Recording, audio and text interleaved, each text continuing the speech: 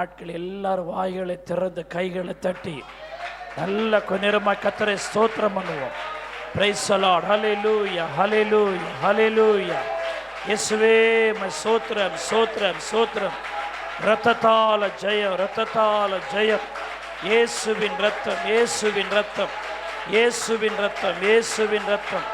நல்ல கைகளை தட்டி வாய்களை திறந்து கர்த்தர் நம்மை ஆயத்தப்படுத்தும்படியாக, கர்த்தர் நம்மை பரிசுத்தப்படுத்தும்படியாக, அவருக்கேற்ற பரிசுத்த நமக்குள்ளே உண்டாகும்படியாக நல்ல கைகளை தட்டி வாயை திறந்து அந்நிய பாஷைகளை பேசி உழவர் கரையில் இருக்கிற விசுவாச பிள்ளைகளும் இணைந்து நல்ல கைகளை தட்டி ஹல்லேலூயா. 1 நிமிடம் 2 நிமிடம் சோத்திரம். நல்ல வாய்களை திறந்து ராபா தானா ஷீபா தாராபா ஓ ரியாலாந்தராபா. எங்கள் இருதயத்தை உமக்கு நேராய் திருப்பி இருக்கிறோம் ஆண்டவரே. ஹல்லேலூயா, ஹல்லேலூயா. நம்முடைய பிரசன்னைகள் நடுவில் இறங்கி வருவதாக, உங்க மகிமை இறங்கி வருவதாக, உங்க ரத்தம் எங்களுக்குள்ளே இறங்குவதாக. எங்களை பரிசுத்தப்படுத்துவீராக, எங்களை ஆயத்தப்படுத்துவீராக, எங்களை ஆண்டவரே ஆயத்தப்படுத்துவீராக, எங்களை சரிபடுத்துவீராக. சோத்திரம், சோத்திரம், சோத்திரம். ஹல்லேலூயா, ஹல்லேலூயா. ஏசாயா 53வது அதிகாரம் அதனுடைய 1வது வசனத்தை நீங்க பார்த்தீங்கன்னு சொன்னா, எங்கள் மூலமாய் கேள்விப்பட்டதை விசுவாசித்தவன் யார், கர்த்தருடைய புயம் யாருக்கு வெளிப்பட்டது என்று இந்த கேள்வியை ஏசாயா தீர்க்கதரிசி கேட்கிறதை நாம் பார்க்கிறோம். இந்த ஏசாயா 53ஆம் அதிகாரத்தில் 12 வசனங்கள் இருக்கிறது. இந்த 12 வசனங்களிலும் இயேசு கிறிஸ்துவினுடைய பாடு மரணங்கள் சொல்லப்பட்டிருக்கிறது. இந்த இயேசு கிறிஸ்துவினுடைய பாடு மரணங்களை அவர் விவரிப்பதற்கு முன்பாக ஏசாயா 53ஆம் அதிகாரம் ஒரு கேள்வியோடு ஆரம்பிக்கிறார். எங்கள் மூலமாய் கேள்விப்பட்டதை விசுவாசிக்கிறவன் யார் என்று. தேவனுடைய பிள்ளையே, ஒரு ஊழியர் மூலமாய் ஆண்டவர் ஒரு வெளிப்படுத்தலின் செய்தியை கொடுக்கும் போது கேட்கிற விசுவாசிகள் அதை விசுவாசிக்க வேண்டும். ஆகவேதான் ஒரு பெரிய தீர்க்கதரிசி, கர்த்தரால் பயன்படுத்தப்படுகிற ஒரு தீர்க்கதரிசி ஜனங்களை பார்த்து சொல்லுகிறார், எங்கள் மூலமாய் கேள்விப்பட்டதை விசுவாசிக்கிறவன் யார். நிறைய நேர ஊழியர்கள் ஆவியில நிறைந்து பேசுகிற வசனங்களை விசுவாசியாமல் அசட்டையாய் கேட்டு, சாதாரணமான வார்த்தையாக கேட்டு, அந்த வார்த்தை அந்த ஊழியருக்கு தேவன் வெளிப்படுத்தி அல்லவா அந்த வார்த்தை நம்மை தேடி வருகிறது என்கிற அந்த வார்த்தையினுடைய முக்கியத்துவத்தை உணராமல் அநேகர் விசுவாசியாமல் போகிறதுனாலே தான் கர்த்தருடைய கிரியை நமக்குள் செயல்படாது இருக்கிறது. ஆகவேதான் ஏசாயா தீர்க்கதரிசி ஒரு பெரிய கேள்வியை வைக்கிறார். எங்கள் மூலமாய் கேள்விப்பட்டதை விசுவாசித்தவன் யார் என்று சொல்லுகிறார். அருமையான தேவனுடைய பிள்ளைகளே, இந்த கேள்வியை ஏசாயா தீர்க்கதரிசி கேட்கிறார். இவர் ஒரு பெரிய தீர்க்கதரிசி. ஏசாயா தீர்க்கதரிசன புஸ்தகத்தில் 66 புஸ்தகங்கள் இருக்கிறது. முழு வேதாகமும் 66 புத்தகங்களால் நிறைந்தது. ஏசாயா 66 அதிகாரங்கள் நிறைந்தது. பைபிள் ஸ்காலர் சொல்றாங்க, ஏசாயா புஸ்தகத்தை ஒருவர் படிப்பாரானால் ஒரு பைபிளின் சுருக்கத்தை படித்தது போல இருக்கும். பைபிளின் பைபிள் என்று வேத பண்டிதர்கள் சொல்லுகிறார்கள். வேதாகமத்தில் ஒரு வேதாகமம் தான் ஏசாயா தீர்க்கதரிசன புஸ்தகம். இயேசு கிறிஸ்துவினுடைய பிறப்பு, இயேசு கிறிஸ்துவினுடைய மரணம், இயேசு கிறிஸ்துவினுடைய உயிர்த்தெழுதல், இயேசு கிறிஸ்துவினுடைய 1000 வருட அரசாட்சி, பரலோகத்தின் காட்சி, இவைகள் அனைத்தையும் பற்றி இயேசு பிறப்பதற்கு முன்பதாகவே 700 ஆண்டுகளுக்கு முன்பதாக ஏசாயா தீர்க்கதரிசிக்கு அவைகள் வெளிப்படுத்தப்பட்டன. ஆகவே இந்த ஏசாயா 53ஆம் அதிகாரத்தில் இயேசு கிறிஸ்துவினுடைய சிலுவை பாடு மரணங்களை சொல்லும் போது 700 ஆண்டுகளுக்கு முன்பாக அதை சொல்லுகிறார். இன்னும் இயேசு கிறிஸ்து பிறக்கவில்லை, அவர் ஊழியம் செய்யவில்லை, பாடுபடவில்லை, மரிக்கவில்லை, உயிர்த்தெழவில்லை, 1000 வருட அரசாட்சி, பரலோக காட்சி ஒன்றுமே இல்லை. ஆனால் அவைகள் எல்லாவற்றையும் ஆவியின் வெளிப்படுத்தலோடு ஏசாயா வெளிப்படுத்துகிறார். அதை சொல்லும் போது ஜனங்களுக்கு சொல்லுகிறார், எங்கள் மூலமாய் வெளிப்படுத்தப்பட்டவர்களை விசுவாசித்தவன் யார். ஒரு கர்த்தருடைய பிள்ளையினுடைய வாழ்க்கை ஆசீர்வாதமா இருக்க வேண்டுமானால் சபையிலே உட்கார்ந்து பிரசங்கம் கேட்கும் பொழுது, கர்த்தருடைய வார்த்தை கேட்கும் பொழுது அந்த வெளிப்படுத்தலின் செய்தியை விசுவாசித்து கேட்க வேண்டும். கர்த்தர் என்னோடு பேசுகிறார், எனக்காக பேசுகிறார், என்னை பரிசுத்தப்படுத்தும்படி பேசுகிறார், கைகளை தட்டி என்னை உற்சாகப்படுத்தும்படி பேசுகிறார், என்னை அவர் பக்கமாய் திருப்பும்படி பேசுகிறார் என்று கர்த்தர் பேசுகிறதை ஒருவன் விசுவாசிக்க வேண்டும். அருமையான தேவனுடைய பிள்ளைகளை, விசுவாசம் கேள்வியினால் வருகிறது, கேள்வி தேவனுடைய வசனத்தினால் வருகிறது. ஹல்லேலூயா. ஒரு வெளிப்படுத்தலின் காரியத்தை அவர் சொல்றார். எங்கள் மூலமாய் வெளிப்படுத்தப்பட்டவைகளை விசுவாசித்தவன் யார்? அருமையான தேவனுடைய பிள்ளைகளே, ஆண்டவர் இந்த ஏசாயா தீர்க்கதரிசிக்கு ஒரு பெரிய வெளிப்படுத்தலை கொடுக்கிறார். சோத்திருக்கிறோம். 700 ஆண்டுகளுக்கு பிறகு நடக்க போகிற அந்த கல்வாரி காட்சி, அந்த சிலுவை காட்சி, இயேசு கிறிஸ்து பாடுபடுகிற அவைகள் எல்லாவற்றையும் ஒரு பிரத்யட்சமாய் ஆண்டவர் ஏசாயாவுக்கு வெளிப்படுத்துகிறார். ஒரு 7 காரியங்களை நான் வரிசைப்படுத்துகிறேன். ஏசாயா 53:2 ஏசாயா சொல்லுகிறார், அவருக்கு அழகும் இல்லை, சௌந்தரியமும் இல்லை. அவரை பார்க்கும்போது நாம் அவரை விரும்பத்தக்க ரூபம் அவருக்கு இல்லாதிருந்தது. இயேசு சிலுவையில் அறையப்பட்ட போது அவருடைய தோற்றம் இவ்வாறு காணப்படும் என்பதாக 700 ஆண்டுகளுக்கு முன்பதாக தரிசனமாய் ஏசாயா பார்க்கிறார். சிலுவையிலே தொங்குகிற அந்த இயேசுவை சோத்திருக்கிற ஏசாயா தீர்க்கதரிசி தரிசனத்தின் மூலம் பார்க்கிறார். அவருக்கு அழகு இல்லை, அவருக்கு சௌந்தரியம் இல்லை. நாம் அவரை பார்க்கும்போது அவரை பார்க்கத்தக்க விரும்பத்தக்க ரூபம் அவருக்கு இல்லாதிருந்தது என்று சொல்லுகிறான். இது சிலுவையில் அறையப்பட்ட ஒரு காட்சி. மறுரூப மலையிலே சூரியனை போன்று பிரகாசித்த இயேசுவின் முகம். அருமையானவர்களே, இயேசு கிறிஸ்து அந்த பரமேறி சென்ற பின்பு தேவ மகிமை அடைந்த ஒரு முகம். சோத்திருக்கிறோம். ஒரு நிலா முகம், சூரியனை போன்ற அந்த முகம் சிலுவையில் அழகற்றவராய், சௌந்தரியமற்றவராய் காணப்படுகிறார். இது ஏசாயா வெளிப்படுத்தி அதை சொல்றாரு.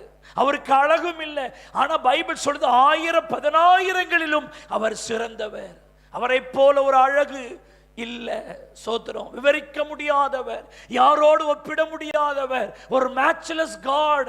நாம தேவனை, அப்படிப்பட்ட ஒரு தேவனை சேவிக்கிறோம். ஆனா ஏசாயா சொல்ல அவருக்கு அழகும் இல்லை, சௌந்தரியம் இல்லை. நம்முடைய பாவங்களினால், நம்முடைய அக்கிரமங்களினால், நம்முடைய அழுக்கான வாழ்க்கையினால் அவருடைய முகம் அந்தகேடு அடைந்தது. அவரை பார்க்கத்தக்க ரூபம் இல்லை. ஆனா இன்னைக்கு நம்மளை அழகா கர்த்தர் சபையில உட்கார வைத்திருக்கிறார். நம்மளை அழகாய் உடுத்தி இருக்கிறார், நம்மை அழகாக வைத்திருக்கிறார். ஹல்லேலூயா. பரலோகத்தில் சோத்திருக்கிற யோவான் கேட்கிறார், அழகாயிருக்கிற இவர்கள் யார்? யாருங்க இவ்வளோ அழகா இருக்கிறாங்கன்னு கேட்டா பைபிள் சொல்லுகிறது, அவர்கள் ஆட்டுக்குட்டியின் ரத்தத்தினால தோய்த்து வெளுத்தவர்கள். தேவனுடைய பிள்ளையே, உங்களையும் என்னையும் அழகாய் மாற்றுவதற்காக இயேசு கிறிஸ்து கல்வாரி சிலுவையிலே தம்முடைய ரத்தத்தை நமக்காக சிந்தி, அந்த ரத்தத்தின் புண்ணியத்தினாலே கர்த்தர் நம்மை அழகாய், நம்முடைய குடும்பத்தை அழகாய், நம்முடைய வாழ்க்கையை அழகாக, நம்முடைய பிள்ளைகளை அழகாய் மாற்றுவதற்கு அவர் அழகற்றவராய் சிலுவையிலே தொங்கினார். ஒரு சகோதரி ஒருவர் இருந்தார்கள். அவங்க யாருன்னா நீதிபதியின், உயர் நீதிமன்றங்களிலே இருக்கிற ஒரு பெரிய நீதிபதியின் மகள். ஆனா அவங்க ஆண்டவரை தன் சொந்த ரட்சகராய் ஏற்றுக்கொண்டிருக்கிறாங்க. சபைக்கு வரும்பொழுது, ஆராதனைகளுக்கு வரும்போது ரொம்ப கிராண்ட சாரியை உடுத்திக்கிட்டு, நீதிபதியின் மகள் அல்லவா, அந்த அந்தஸ்தோடு சபைக்கு வருவார்கள். அவர்களை பார்த்தால் எல்லாரும் அட்டென்ஷன் ஆகக்கூடிய அளவிற்கு அவருடைய ட்ரெஸ் சென்ஸ் இருக்கும். அப்படி உடுத்தி கொண்டு சோத்திரிக்கிற சபையில வந்து கர்த்தரை பக்தியாய் ஆராதிப்பார்கள். ஒரு நாள் அந்த சகோதரி ஆராதித்துக் கொண்டிருக்கிற வேளையில் அந்த சகோதரிக்கு கல்வாரியின் காட்சி பிரத்யட்சமாய் தெரிந்தது. அதற்கு முன்பாக வரைக்கும் அப்படிப்பட்ட ஒரு காட்சி அவர்களுக்கு இல்லை. தேவன் அந்த கல்வாரி காட்சி அந்த சகோதரிக்கு காண்பித்தாராம். அந்த காட்சியில் அழகற்றவராய், அந்த கேடற்றவராய், சோத்திர பார்க்கத்தக்க விரும்பத்தக்க ரூபமற்றவராய், இரத்த களரியாய் தொங்குகிற அந்த காட்சி அந்த சகோதரிக்கு காண்பித்தார். அந்த சகோதரி நெற்றியிலே அடித்து கதறிக்கொண்டு, இயேசுவே, நீரா இப்படி சிலுவையில் தொங்குகிறீர், அழகற்றவராய், அந்த கேடற்றவராய், பார்க்கத்தக்க விரும்பத்தக்க ரூபம் இல்லாத இப்படியான சிலுவையில் தொங்கினீர். ஐயோ, நான் பிரசங்கத்தில் கேட்டிருக்கிறேன், ஊழியர்கள் சொல்ல நான் கேட்டிருக்கிறேன், ஆனால் அந்த காட்சியை நான் நேரடியாய் பார்க்கிறேன். நீர் இப்படி இருக்கும் பொழுது எனக்கேன் இந்த அலங்காரம், எனக்கேன் இந்த உயர்ந்த வஸ்திரம், எனக்கேன் இந்த சிறப்பு? இனி நான் அப்படி சிறப்பாய் உடுத்தப் போவதில்லை. அழகற்றவராய் என் ஆண்டவர் இருக்கும்போது எனக்கு என்ன அலங்காரம் இருக்கிறது என்று சொல்லி அந்த சகோதரி தங்கள் அலங்காரத்தையே மாற்றினார்களாம், தங்களுடைய உடைகளையே மாற்றினார்களாம். அந்த சகோதரி என்னிடத்தில் சொன்னார்கள், பாஸ்டர், நான் அந்த சிலுவை காட்சியை பார்ப்பதற்கு முன்பாக நான் வேறு ஒரு ஆள், ஆனால் என்றைக்கு அந்த கல்வாரி காட்சியை நான் கண்டேனோ என் உள்ளம் மாறி இருக்கிறது, என் உடை மாறி இருக்கிறது, என்னுடைய எல்லாம் மாறி இருக்கிறது. தேவனுடைய பிள்ளைகளே, இன்றைக்கு இந்த ராத்திரி வேளையில கர்த்தர் நம்முடைய கண்களை திறப்பாராக. கர்த்தர் உன் ஆவிக்குரிய கண்களை திறப்பாராக. நீயும் நானும் ஆராதிக்கிற அந்த இயேசு கிறிஸ்துவை பார், அழகற்றவராய், பார்க்கத்தக்க விரும்பத்தக்க ரூபம் இல்லாதவராய் தொங்குகிற அந்த இயேசுவை பார். ஹல்லேலூயா. அந்த சகோதரியை என்னால் ஒரு சாதாரணமா தான் இருப்பாங்க சோதரிக்கிறோம், அதுபோல நீங்கள் இருக்கணும்னு நான் விரும்பல. அது அவருடைய தனிப்பட்ட அனுபவம். தலையை கூட சோத்திரம் அவர்கள் சீவி சோத்திர கொண்டையை போட மாட்டாங்க, அப்படியே தொடச்சு அப்படியே போடுவாங்க. அந்த தலையை பார்க்கிறதுக்கு அவ்வளோ அழகு இல்லை. ஏன் இப்படின்னா அவங்க சொல்றாங்க, ஆண்டவர் என்னைக்கு அந்த காட்சி எனக்கு காட்டினாரோ, எனக்கு ஏன் பாஸ்டர் அந்த அழகு, எனக்கு ஏன் அந்த அலங்காரம் அப்படின்னே அவர்கள் வாழ்ந்தார்கள். ஆனால் அவர்கள் மூலமாய் கர்த்தருடைய வல்லமை எப்படி வெளிப்பட்டது தெரியுமா? அந்த சகோதரியை நான் நினைத்து பார்க்கிறேன், நான் யோசிக்கிறேன், அதுபோல ஒவ்வொருவருக்கும் கர்த்தர் அந்த மாதிரி ஒரு காட்சியை, நாங்க 1000 பிரசங்கம் பண்ணாலும், 1000 வார்த்தையை உங்களுக்கு சொன்னாலும், கர்த்தர் உங்கள் கண்களை திறப்பாரானால் அவ்வளோ பெரிய ஒரு காரியம். இயேசு அதை பார்க்கிறார். அழகு இல்லை, சௌந்தரியம் இல்லை, பார்க்கத்தக்க ரூபம் இல்லை. சகோதரியே, நாளை தினம் நம்ம அவருடைய ரத்தத்தோடு சரத்தோடு ஐக்கியப்பட போறோம். கொஞ்சம் யோசிச்சு பாருங்க பிரதர், சிஸ்டர், இந்த செய்தியை கேட்கிற சகோதரனே, சகோதரியே, உன்னை அழகாக்குவதற்காக, உன்னை அருமையாய் மாற்றுவதற்காக, உன்னை கர்த்தர் சிறப்பான ஒருவராய் மாற்றுவதற்காக, உனக்காக கல்வாரியிலே தம்முடைய ரத்தத்தை சிந்தி உனக்காக, ஹல்லேலூயா, அந்த கேடடைந்தவராய், பார்க்கத்தக்க ரூபம் இல்லாதவராய், பைபிள் சொல்லுகிறது, அவரை பார்த்துட்டு எல்லாரும் தங்கள் முகங்களை திருப்பிக் கொண்டார்கள். கொஞ்சம் யோசிச்சு பாருங்க, அவரை யாருமே விரும்பல. இன்னைக்கு உன்னை நிறைய பேர் விரும்புறாங்க, இல்ல பிரதர், இல்ல சிஸ்டர்? உங்க வீட்டுக்கு நிறைய பேர் உங்களை விரும்பி பார்க்க வராங்க, உங்களை பேச வராங்க. இதெல்லாம் யாரால தெரியுமா? நீயும் நானும் ஆராதிக்கிற, கைகளை தட்டி வாயை திறந்து, உனக்கு இருக்கிற இந்த அழகு, உனக்கு இருக்கிற இந்த மேன்மை, உனக்கு இருக்கிற இந்த உயர்வு உன்னால் அல்ல, உனக்காய் ரத்தம் சிந்தின கர்த்தராகிய இயேசு கிறிஸ்து உன் பாவங்களை போக்க கழுவினார். அதனாலதான் நீ தேவ சமூகத்தில் அழகா, அல்லேலூயா. அதை அவர் பார்க்கிறார். அழகும் இல்லை, சௌந்தரியமும் இல்லை. அவர் தொடர்ந்து அந்த காட்சியை விவரிக்கிறார். ஏசாயா 53:3 ஒரு வார்த்தை சொல்லுகிறார், அவர் அசட்டை பண்ணப்பட்டவரும் பாடு அனுபவித்தவருமாய் இருந்தார். அந்த விஷன்ல ஏசாயாவுக்கு தெரியுது. தேவ பிள்ளையை ஸ்தோத்திரம் பண்ணிக்கிட்டே இந்த செய்தியை கேட்கணும். லிட்டரலா அந்நாட்களில் இயேசு பிறக்கவே இல்லை, அவர் பாடுபடவே இல்லை. ஆனால் அதுக்கு முன்னாடியே ஏசாயாவுக்கு அது வெளிப்படுத்தப்படுகிறது. அசட்டை பண்ணப்பட்டவர், he was a rejected man, அசட்டை பண்ணப்பட்டவர். உன்னை யாராவது அசட்டை பண்ணா உங்களால பொறுத்துக்க முடியுமா? உங்களை யாராவது அசட்டை பண்ணா உங்களுக்கு கோபம் வரும் அல்லவா?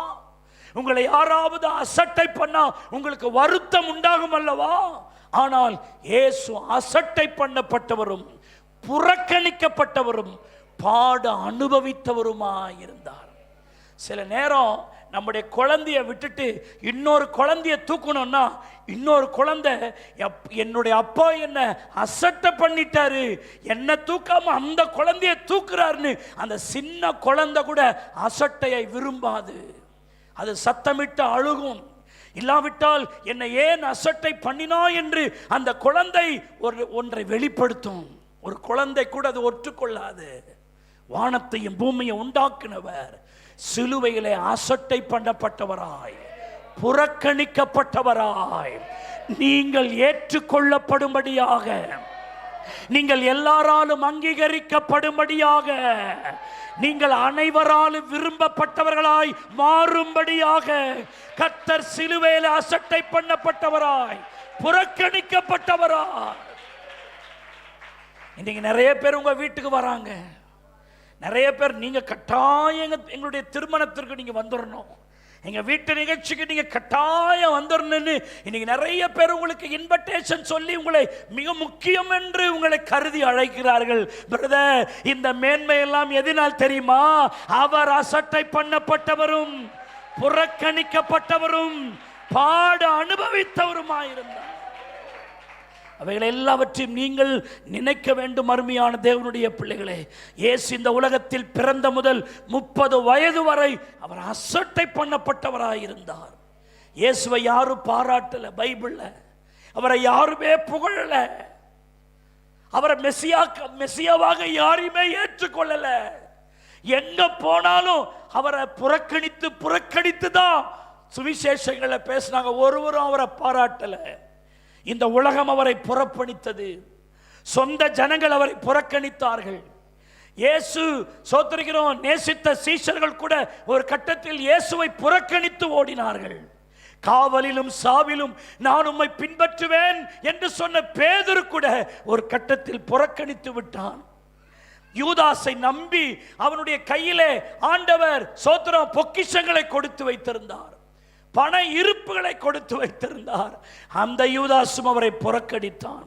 இயேசுவால் சுகம் பெற்ற ஆயிரக்கணக்கான மக்கள் இயேசுவை சிலுவையில் அறையும் என்று சொன்னார்கள். ஒருவர் கூட இயேசுவை ஏற்றுக்கொள்ளவில்லை.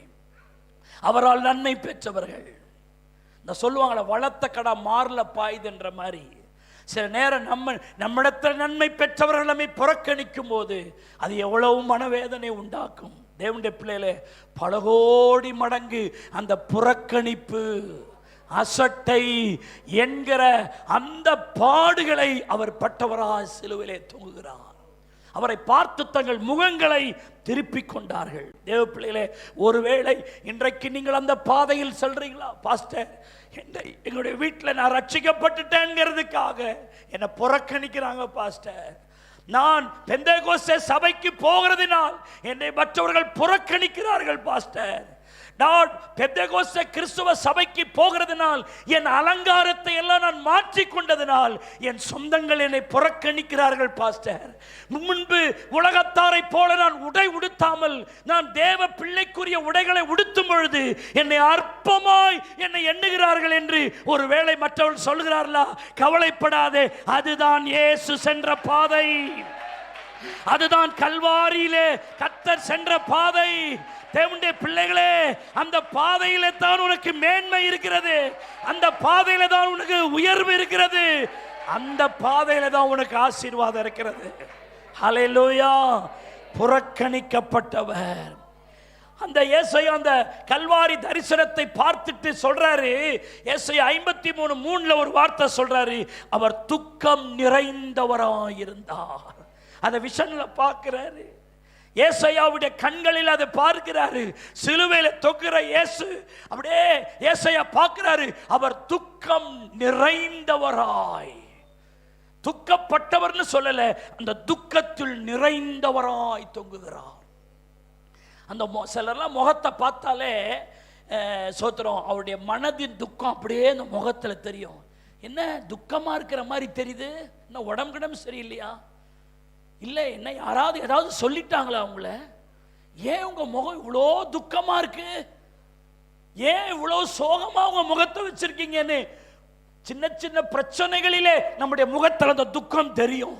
சர்வலோகத்தையும் பாவங்களையும் அக்கிரமங்களையும் அநியாயங்களையும் அவர் தன் இருதயத்தில் சுமந்த பொழுது துக்கத்தின் உச்சத்திலே இருக்கிறார்.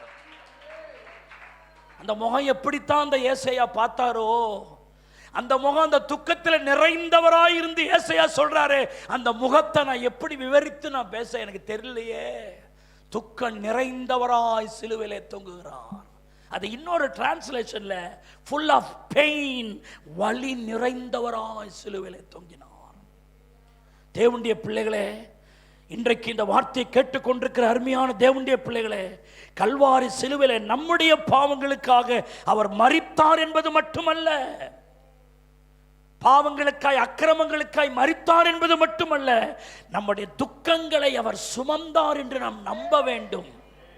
என் துக்கம் எல்லாத்தையும் இயேசு சிலுவையிலே சுமந்தார். நான் பட வேண்டிய, நான் அனுபவிக்க வேண்டிய, நான் கடந்து போக வேண்டிய அந்த துக்கங்களை அவர் சுமந்தார். அல்லேலூயா. அதை நீங்கள் ஆணித்தரமாய் நம்ப வேண்டும். என் துக்கங்களை எல்லாம் அவர் சுமந்து கொண்டபடினால் நான் துக்கப்பட வேண்டிய அவசியம் இல்லை, நான் துக்கத்தோடு திரிய வேண்டிய அவசியம் இல்லை. என் துக்கங்களை அவர் சுமந்தார். அல்லேலூயா. யோபுவினுடைய ஜீவியத்தில் எவ்வளவு துக்கம் வந்துச்சு. யோபு சொல்றார், என் துக்கம் சொல்லி முடியாதது. யோபு சொல்லுகிறார், நான் வெளியே சிரிக்கிறேன், ஆனால் என் உள்ளத்தில் துக்கம் இருக்கிறது. நான் எவ்வளவு பேசினாலும் என் துக்கம் மாறவில்லை என்று சொல்லுகிறார். ஆனால் துக்கம் அவருக்கு இருந்தாலும் அவர் சோர்ந்து போகல.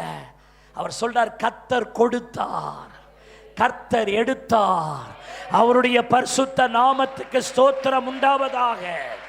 இவைகள் எல்லாவற்றிலும் யோபு பாவம் செய்யல. தேவனுடைய பிள்ளைகளே, ஆண்டவரை சேவிக்கிற தேவனுடைய பிள்ளையே, நீ ஆராதிக்கிற இயேசுவப்பா, அவருக்கு பர்சனலா எந்த துக்கமும் இல்லைங்க. உங்களுடைய என்னுடைய துக்கங்களை அவர் சிலுவையில கைகளை தட்டி வாயை திறந்து, ஆண்டவரே எங்களுடைய துக்கங்களை, எங்களுடைய வேதனைகளை, எங்களுடைய வழிகளை நீங்க சிலுவையில சுமந்தீரே, கையை தட்ட மாட்டீங்களா? வாயை திறக்க மாட்டீங்களா? நீங்க அதை கையை தட்டி வாயை திறந்து ஆண்டவர்ட்ட ஏதாயினும் சொல்லுங்க. சொன்னாதான் மனதில் இருக்கிற பாரம் கீழே இறங்கும். அப்பதான் ஒரு ஆயத்தை உண்டாகும், ஒரு இருதயத்தில் ஒரு லேசா ஒரு உண்டாகும். சோத்திரம் பண்ணுங்க, கத்தட்ட சோத்திரம் பண்ணுங்க. நான் சொல்லவா, எம்மாவூர் சீஷர்கள் 2 பேர் பேசிக்கிட்டே போனாங்க. 2 பேரும் பேசிக்கிட்டே போறாங்க.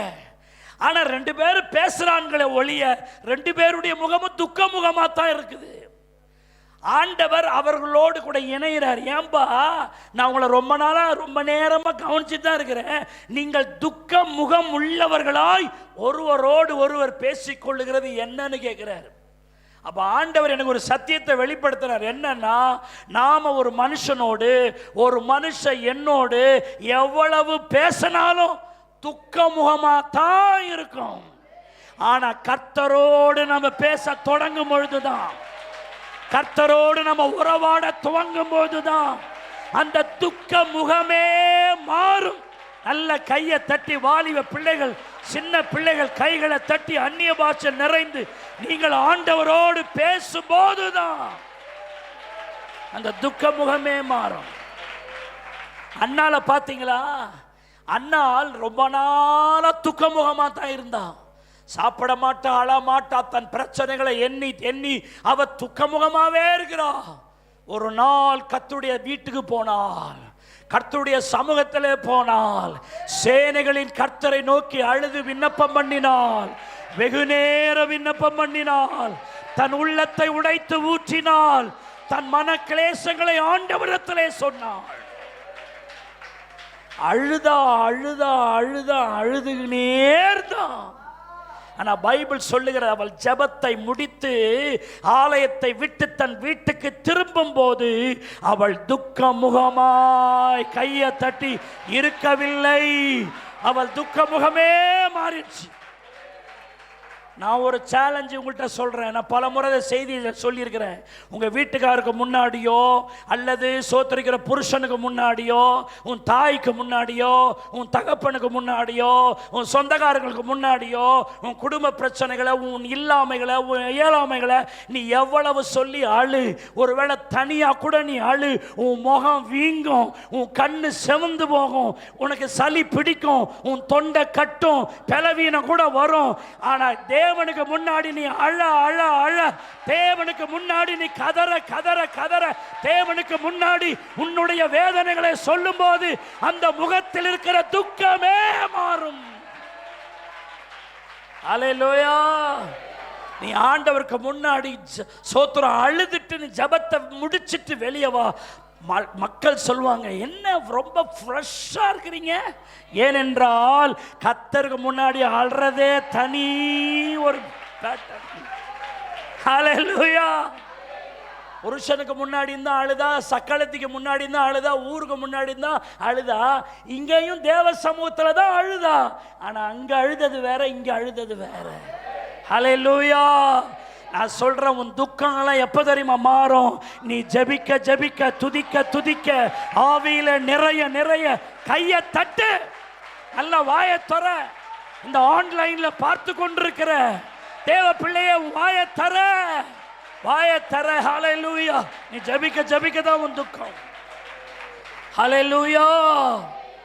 வேதம் சொல்லுது. அப்படியே அந்த ஏசாயா தரிசனத்தை பார்க்கிறார். பார்த்தா அவருடைய சரீரத்தில் தழும்புகளை பார்க்கிறார். ஏசாயா 53:5 சொல்லுகிறார், அவருடைய தழும்புகளால் குணமாகிறோம். ஒரு பெரிய ஒரு வெளிப்பாடுகளை அவர் சொல்றார். தழும்புகளை உடையவரா இயேசுவை பார்க்கிறார். உடம்பெல்லாம் தழும்புகள். சோத்திரம். தழும்பு தழும்பு உள்ள இயேசுவை பார்க்கிறார். அந்த தழும்புகளை பார்த்துக்கிட்டு இருக்கும் போதே அவருக்கு ஒரு வெளிப்பாடு வருது. ஒருவேளை ஏசாயா கேட்டிருப்பார், ஆண்டவரே இந்த தழும்புகளெல்லாம் நான் பார்க்கிறேன், எதுக்காக? இந்த தழும்புகள் உங்களை குணமாக்கக்கூடியவைகள். ஆண்டவர் சொல்லியிருப்பாரு. அதனாலதான் அவர் சொல்றாரு, உம்முடைய தழும்புகளால் நாங்கள் குணமாகிறோம். இயேசு கிறிஸ்துவின் தழும்புகளால் குணமாகிறோம். இது ஒரு பெரிய ரகசியம். செய்தியில அவர் வெளிப்படுத்தல, அவர் நமக்கு சொன்னதுனால அது எளிதா தெரியுது. ஆனால் ஏசாயாவுக்கு அது ஒரு பெரிய வெளிப்படுத்தல். தழும்புகள் எவ்வளவு பெரிய வியாதியா இருந்தாலும் உலகம் இதை நம்பாது. ஆனா தேவ பிள்ளைகள் நாம் நம்பித்தானாக வேண்டும். அவருடைய தழும்புகளால் நாம் குணமாகிறோம். ஹல்லேலூயா. ஆணிகளால் அடிக்கப்பட்ட இயேசுவின் தழும்புகளை பார்த்தாலே போதும், ஒரு சுகம் நமக்கு உண்டாகும். இயேசுவினுடைய கல்வாரி சிலுவையில தழும்புகளை ஏற்றவர் அந்த ரகசியத்தை தீர்க்கதரிசிக்கு வெளிப்படுத்துகிறார்.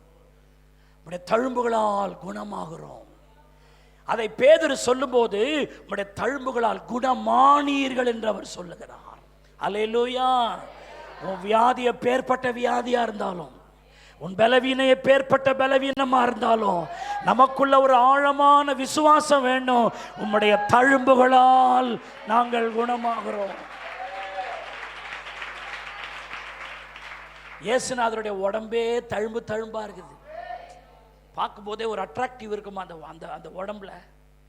அந்த உடம்பு ஃபுல்லாவே தழும்பா, வாரடி பட்டு 1 குறைய 39 முறை வாரடி அடிச்சு அந்த சதையெல்லாம் பிச்சு எடுத்த லிட்டரலா அதெல்லாம் அந்த காயெல்லாம் காஞ்சி எப்படி வரி வரியா அந்த தழும்பெல்லாம் உடம்பு ஃபுல்லா தழும்பு.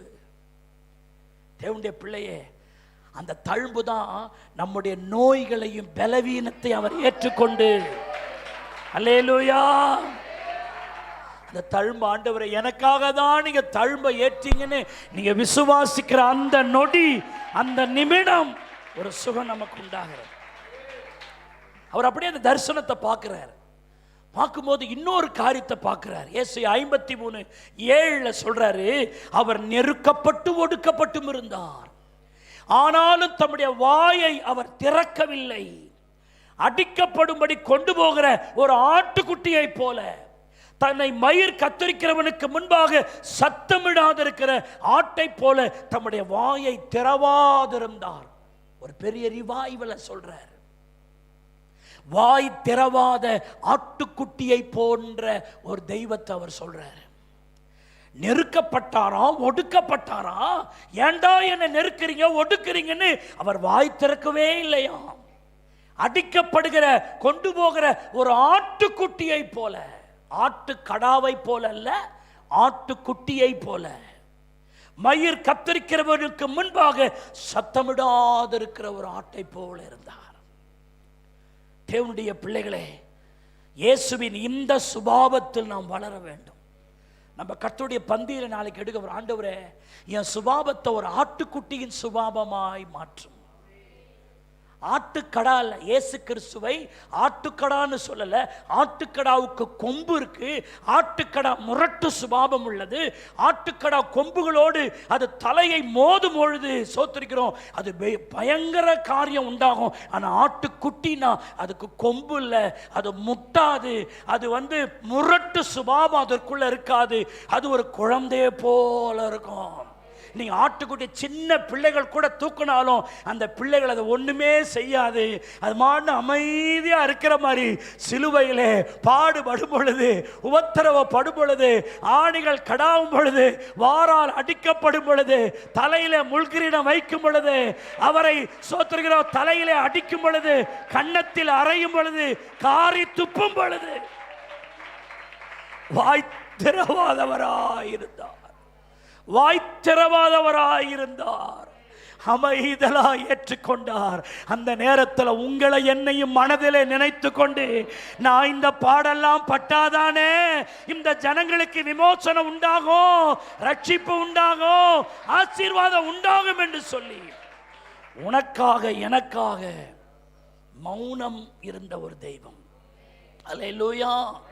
தாவீது கூட சொல்லுகிறார், நலமானதையும் பேசாமல் நான் அமர்ந்திருந்தேன். யோபுவினுடைய வாழ்க்கையில் எவ்வளவு போராட்டம் தெரியுமா. ஒரே நாள்ல 10 பிள்ளை, ஒரே நாள்ல செல்வெல்லாம் போச்சு. பைபிள் சொல்லுது, அவன் தன் கையை எடுத்து வாயை பொத்தி கொண்டானாம். நீர் கர்த்தர், நான் ஒன்றும் பேசக்கூடாது. ஹல்லேலூயா. அவ ஒன்று பேசாம வாய பொத்தனாலும் கர்த்தர் அவனை 2 எத்தனையாய் ஆசீர்வதித்தார். அவனுடைய நீதிக்கு கர்த்தர் பலன் அளித்தார். அவன் கையின் சுத்தத்துக்கு தக்கதாய் அவனை ஆசீர்வதித்தார். அல்லேலூயா. தேவனுடைய பிள்ளை வாய் திறவாதிருந்தா ஆண்டவருடைய கேள்வி, இந்த சுபாவத்தை எனக்கு தாங்க ஆண்டவரே. ஆண்டவரே, எல்லாத்துக்கும் வாய் பேசுறது, சத்தம் இடுகிறது. ஆண்டவரே, ஆண்டவருடைய சத்தம் வீதிகளில் கேட்கப்படவில்லை என்று பைபிள் சொல்லுகிறது. ஆட்டுக்குட்டியை போல இருந்தார். இவைகளை நமக்குள்ள, இந்த சுபாவம் நமக்குள்ள வரணும். அதுக்குதான் ஆண்டவரே உங்களுடைய சரத்தை ரத்தத்தை நான் மானம் பண்ணும் பொழுது என்னை இந்த ஆட்டுக்குட்டி ஒப்பா என்னை மாற்றும் ஆண்டவரே. 6வது அவர் பார்க்கிறார். ஏசாயா 53:11 சொல்லுகிறது, அவர் தமது ஆத்தும வருத்தத்தின் பலனை கண்டு திருப்தியாவார். என் தாசனாகிய நீதிபரர் தம்மை பற்றும் அறிவினால் அநேகரை நீதிமான்களாக்குவார். அநேகரை நீதிக்கு உட்படுத்துகிற இயேசுவை ஏசாயா பார்க்கிறார். அவர் அநீதியில் வாழ்ந்து கொண்டிருக்கும் மக்களை ரட்சித்து நீதிக்குள்ளாய் நடத்துகிறார். அற்புத அடையாளங்கள் பெரிதல்ல, நம்ம அநேகரை நீதிக்குள் நடத்த வேண்டும். அதனால்தான் தானியேல் 12:13 நினைக்கிறேன், அநேகரை நீதிக்கு உட்படுத்துகிறவர்கள் ஆகாய மண்டலத்தில் உள்ள நட்சத்திரங்களை போல பிரகாசிப்பார். அவர் சிலுவையில தொங்குறாரு. ஏசாயா தரிசனத்தில் பார்க்கிறாரு. அந்த சிலுவை பாடு மரணங்களினாலே அவர் அநேகரை சோத்திருக்கிறோம், நீதிக்கு சோத்திருக்கிறோம், நீதிக்கு உள்ளாக ஆத்தும வருத்தத்தின் பலனை கண்டு திருப்தியாவார். என் தாசனாகிய நீதிபரர் தம்மை பற்றும் அறிவினால் அநேகரை நீதிமான்களாக்குவார். ஹல்லேலூயா. அருமையான தேவனுடைய பிள்ளை, நாமும் இயேசுவை போல அநேக அநீதியில வாழ்ந்து கொண்டிருக்கிறவங்களை எதுக்கு உட்படுத்தணும்? அவங்கள நீதிக்கு உட்படுத்த வேண்டும். ஆமென். அழிவை நோக்கி ஓடும் மக்கள், பாவத்தில் ஜீவிக்கும் மக்களை எப்படியாவது அந்த நீதிக்குள் கொண்டு வரும்படி இயேசு துக்கம் ஆத்துமாவில் இருந்துச்சு. அதை பார்க்கிறார். ஆத்மாவில் அவருக்கு ஒரு துக்கம் இருக்குது.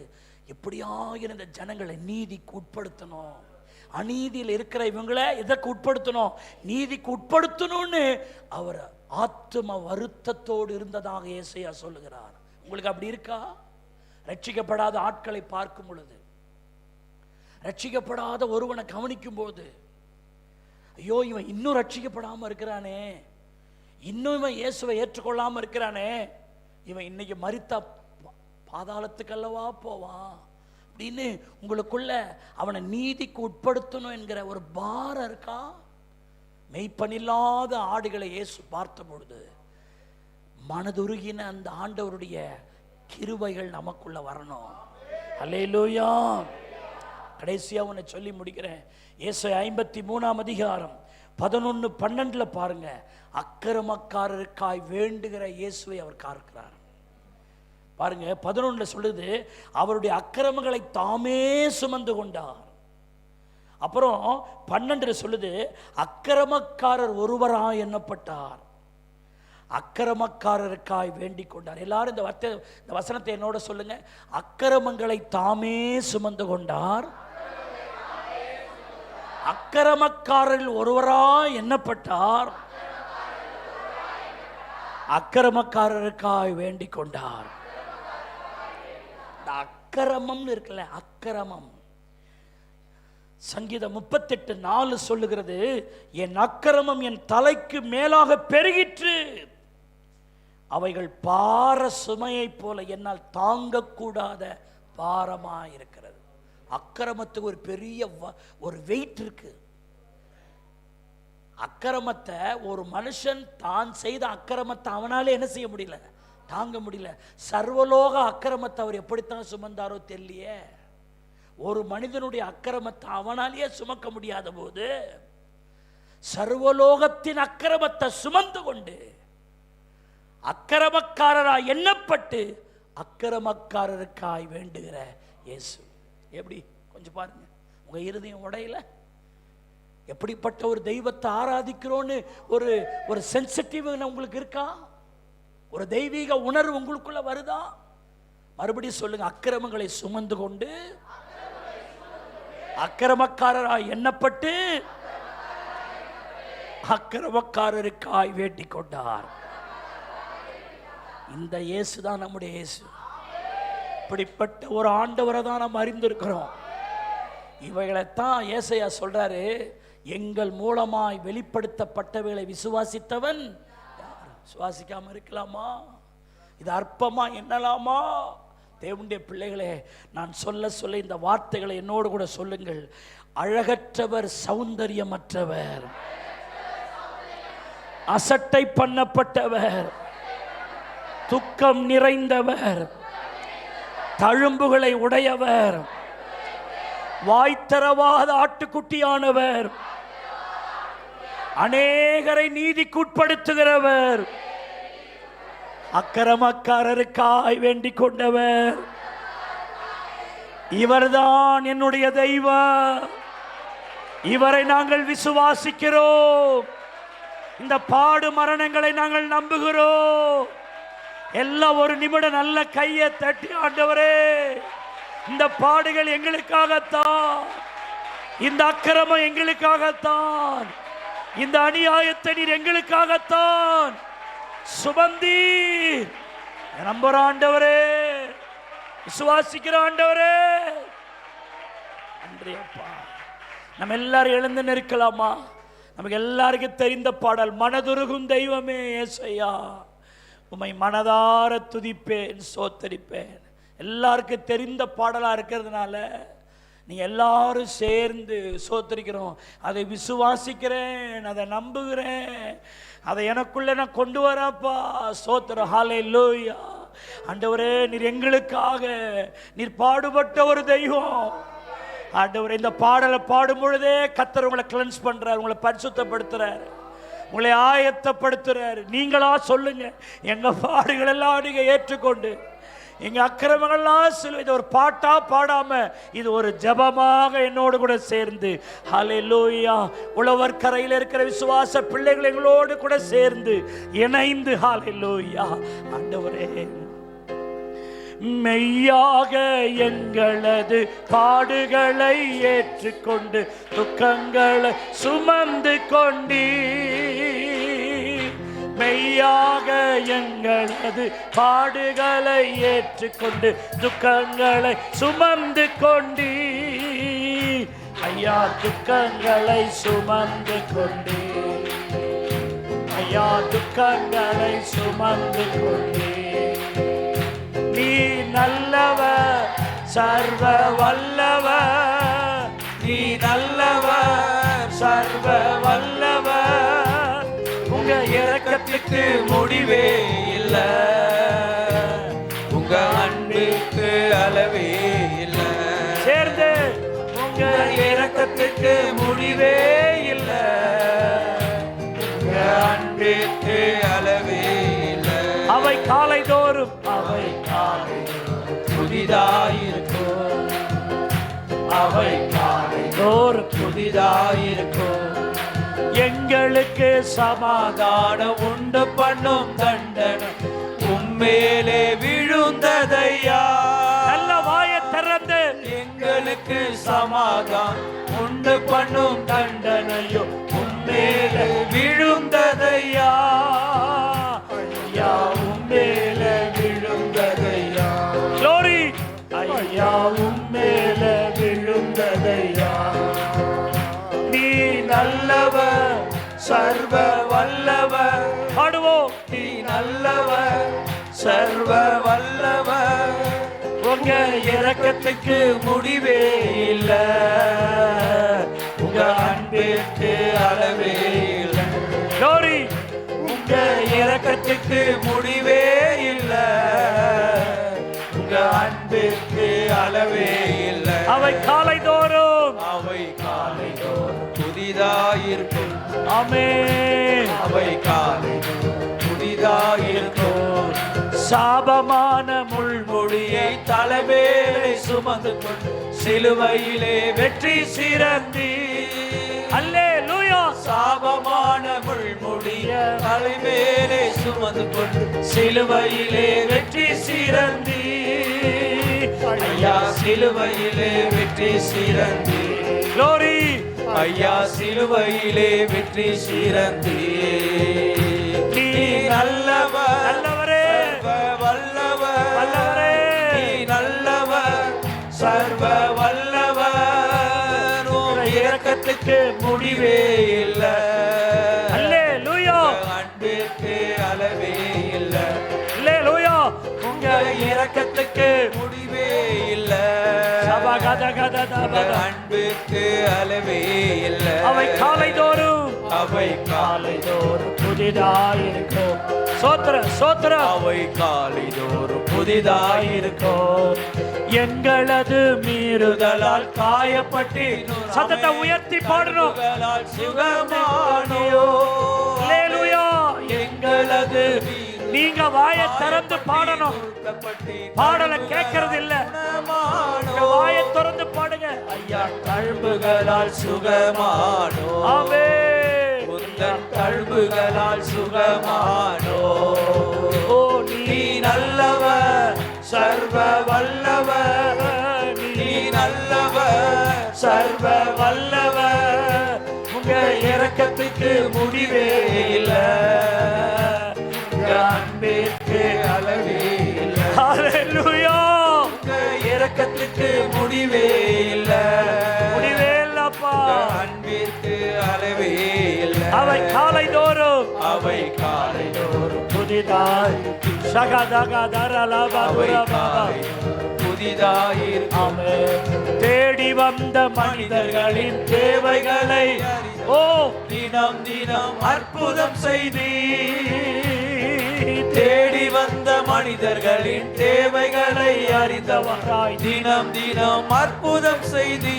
ஓ ஐயா தினம் தினம் அற்புதம் செய்தீர். Glory. ஐயா தினம் தினம் அற்புதம் செய்தீர். மெய்யாக எங்களது பாடுகளை ஏற்றுக்கொண்டு துக்கங்களை சுமந்து கொண்டீர். மெய்யாக எங்களது பாடுகளை ஏற்று Glory. துக்கங்களை சுமந்து கொண்டீர். ஐயா துக்கங்களை சுமந்து கொண்டீர். ஐயா துக்கங்களை சுமந்து கொண்டீர். நீ நல்லவர் சர்வ வல்லவர், நீ நல்லவர் சர்வ வல்லவர், உங்க இரக்கத்துக்கு முடிவே இல்லை, உங்க அன்புக்கு அளவே இல்லை. அல்லேலூயா.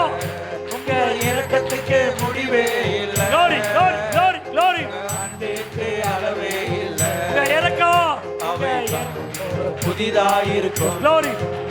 அவை காலைதோறும் புதிதாயிருக்கும். ஆமென். அவை காலைதோறும் புதிதாயிருக்கும். ஆமென். அவை காலைதோறும் புதிதாயிருக்கும். எங்களது மீறுதலால் காயப்பட்டு நொறுக்கப்பட்டு தழும்புகளால் சுகமானோ. எங்களது மீறுதலால் காயப்பட்டு தழும்புகளால் சுகமானோ. ஐயா தழும்புகளால் சுகமானோ. சோதர சோதர சோதரோ தழும்புகளால் சுகமானோ. நீ நல்லவர் சர்வ வல்லவர், நீ நல்லவர் சர்வ வல்லவர், உங்க இரக்கத்துக்கு முடிவே இல்லை, உங்க அன்பிற்கு அளவே இல்லை. ஆமென். உங்க இரக்கத்துக்கு முடிவே இல்லை, உங்க அன்பிற்கு அளவே இல்லை. அல்லேலூயா. அவை காலைதோறும் புதிதாயிருக்கும். ஆமென். சோதரம் காலைதோறும் புதிதாயிருக்கும். மனதுருகும் தெய்வமே இயேசையா, உம்மை மனதார துதிப்பே ஸ்தோத்திரிப்பே. மனதுருகும் தெய்வமே இயேசையா, உம்மை மனதார துதிப்பே ஸ்தோத்திரிப்பே.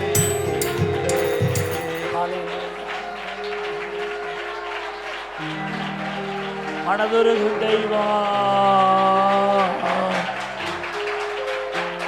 அல்லேலூயா. தேவனுடைய பிள்ளைகளே நல்லா கவனிங்க. நான் ஒரு சின்ன ஜபம் நான் பண்றேன். வழக்கமா நம்ம பண்றதா இருந்துச்சு. ஒரு ஜபம் பண்ணி முடிச்ச ஆமேன்னு சொன்ன உடனே நீர் எங்களுக்காய் சிலுவையிலே பட்ட எல்லாவற்றையும் நாங்க விசுவாசிக்கிறோம், நம்புற ஆண்டவரேன்னு கேட்ட செய்தி எல்லாம் இருதயத்தில் வச்சுக்கிட்டு இயேசுவேன்னு சொல்லி நீங்க கையை தட்டணும். அதான் எங்களை நேசிக்கிற நல்ல பிதாவே, எங்கள் மூலம் கேள்விப்பட்டதை விசுவாசித்தவன் யார் என்று தீர்க்கதரிசி ஜனங்களை பார்த்து கேட்டார். ஆண்டவரே, நாங்க அதை விசுவாசிக்கிறோம். சௌந்தரியம் இல்லாமல் அழகற்றவராய் தொங்கும் இயேசு, அசட்டை பண்ணப்பட்டவராய் சிலுவையிலே தொங்குகிற இயேசு, துக்கம் நிறைந்தவராய் சிலுவையிலே தொங்கும் இயேசு, தழும்புகளோடு சிலுவையிலே தொங்குகிற ஆண்டவர், வாய்த்தரவாத ஆட்டுக்குட்டி, அநேகரை நீதிக்கு உட்படுத்தும்படி துக்கத்தினால் நிறைந்திருந்தவர், அக்கிரமங்களை சுமந்து கொண்டு அக்கிரமக்காரராய் எண்ணப்பட்டு அக்கிரமக்காரருக்காய் நீங்க வேண்டிக் கொண்ட அந்த சிலுவையில அந்த தரிசனத்தை ஏசாயா பார்த்தாரு. ஆண்டவரே, அந்த அனுபவத்தை எங்களுக்கு தாங்க ஆண்டவரே. அந்த தரிசனத்தோடு நாங்கள் அதை விசுவாசிக்கிறோம். அந்த கிருபை எங்களுக்குள்ள வரட்டும். செய்தியை கேட்ட எங்களுக்குள்ள அந்த சுபாவம் வரட்டும், அந்த தெய்வீகம் வரட்டும். இயேசுவின் நாமத்தில் ஜெபிக்கிறோம் நல்ல பிதாவே. ஓ ரிபஹதா நாம துரபா சிபாலா தரமா குதனமா ரிபதரா ஓ ரிபிலியாந்தன துரபா கரபலதா. எங்களை ஆயத்தப்படுத்திக் கொண்டிருக்கிறதுக்காய் ஸ்தோத்திரம். உம்மை போரங்களை மாற்றிக் கொண்டிருக்கிறதுக்காய் ஸ்தோத்திரம். இதோ உம்முடைய பிள்ளைகள் இயேசுவே என்று சொல்லி கைகளை தட்டுகிற ஒவ்வொருவருக்குள்ளும் அந்த கல்வாரி சிலுவையிலிருந்து வருகிற நன்மைகள் வருவதாக. அந்த சுபாவம் வரட்டும், அந்த கிருபை எங்களுக்குள் வரட்டும், அந்த தயவு